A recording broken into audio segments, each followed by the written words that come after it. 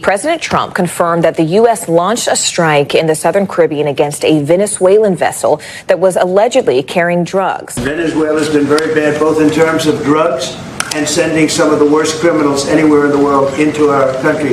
Is it drugs or is it oil? What is the real truth behind these tensions, Mr. Trump? Let's dive in.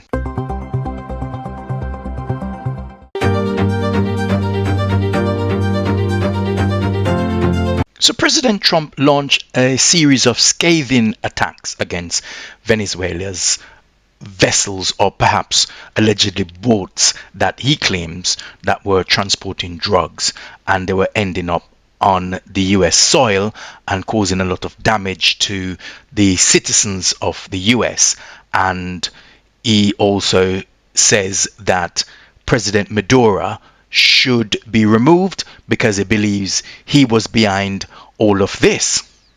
President Trump confirmed that the U.S. launched a strike in the southern Caribbean against a Venezuelan vessel that was allegedly carrying drugs. The president said the boat was operated by a well-known gang and that 11 people were killed during that operation. Venezuela's been very bad, both in terms of drugs and sending some of the worst criminals anywhere in the world into our country. Opened up prisons, drug dealers, drug lords, everything coming out of Venezuela. They said, and we said, we're not going to put up with it anymore. But many have expressed their dissatisfaction or their concerns about this narrative being peddled about Venezuela allowing drugs to enter the US soil and damaging US citizens. And many people was wondering, what is the real motive behind this? What is the real agenda behind this? On the boat, you had massive amounts of drugs. We have tapes of them speaking. There was massive amounts of drugs coming into our country to kill a lot of people. And everybody fully understands that. In fact, you see it. You see the bags of drugs all over the boat. And they were hit. Obviously, they won't be doing it again. And I think a lot of other people won't be doing it again when they watch that tape. But is it drugs, really, Mr. President, that is on the boat? Or some people are saying that in your mind, you may have seen something else. And what you're seeing is not drugs, but something that is categorized as liquid gold. And who is benefit from this liquid gold? And who are Venezuela's friends? And who willing to step out of line and defend Maduro and Venezuela? Russia and China voice support for Venezuela after Donald Trump intensifies pressure on Nicolas Maduro. The U.S. blockades sanctioned oil tankers in the midst of a major military buildup in the region. What are the dangers and what might happen next? This is Inside Story. So the U.S. stormed one of Venezuela's vessels, seizing it, and ordered that no vessel should be leaving Venezuela or entering. So therefore it put a sanction on its import or export of oil, and the Venezuelan government is not happy about it and is defiant. But why is Venezuela such a strategic player in the region, and why the US is specifically targeting Venezuela? What I'm about to reveal further down in the video will shock you. The blockade threatens Venezuela's crumbling economy. It has the world's largest proven oil reserves, and the U.S. is the second largest buyer after China.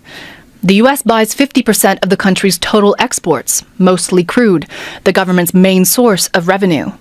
Years of economic decline have held back efforts to modernize Venezuela's armed forces. Currently, it has 123,000 active personnel and 8,000 reservists, and relies on China, Russia, Iran, and Cuba for weapons and training. Today, I spoke with the UN Secretary General. We spoke at length, and I laid out to him what the scale of aggression and threats have been.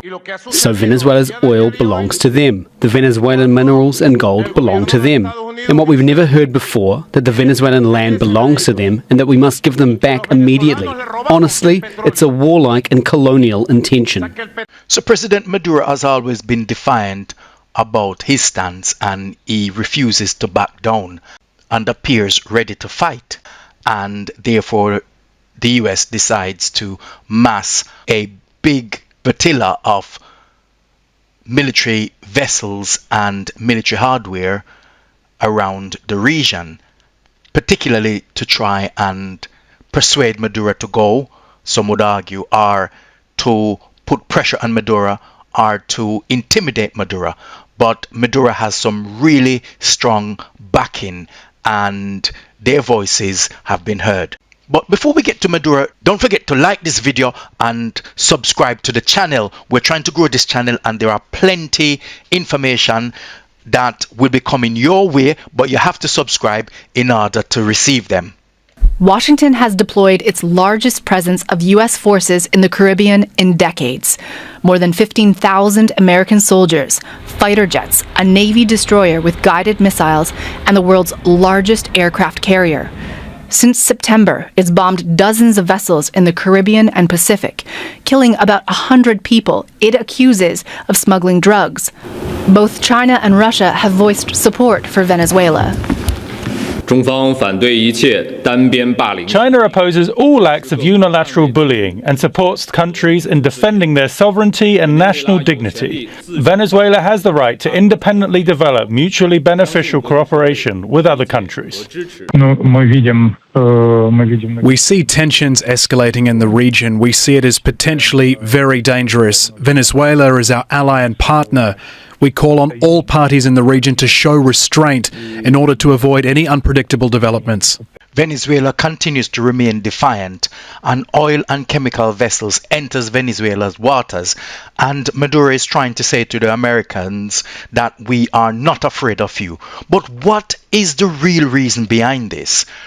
Why Venezuela was always about oil and the truth behind the tension? President Trump finally admits the real reason behind the tension. Here it comes. Now, remember this guy? Yes, if you guess Hugo Chavez, you guess right. The man behind the people. It is power, pride, and politics. And Chavez was definitely decided that he's going to stand up for the people. Now, Venezuela has the largest proven oil reserves in the world. For decades before Chavez, much of Venezuela's oil sector was operated by foreign companies, generated huge profits, leave many Venezuelans in poverty. So when Chavez came to power in 1999, he promised to change that. Chavez was a left-wing nationalist inspired by socialism and anti-imperialism, and his belief was Venezuela's oil should serve Venezuelans, not foreign companies. So what he did, he increased taxes and royalties on foreign oil firms, forced companies to join ventures where the state owned the majority, used oil revenue to fund social programs, and some company accepted it, some didn't. In 2007, the breaking point really, he nationalized major oil projects. US companies like ExxonMobil and ConocoPhillips refused the terms. Venezuela seized their assets.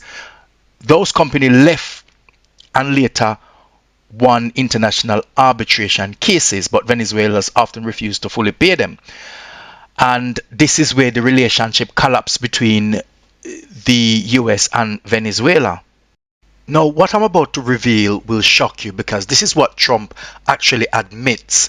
Now, Venezuela didn't actually kick out the US oil companies. It was a political decision to reclaim control of its most powerful resources, even at enormous long-term cost.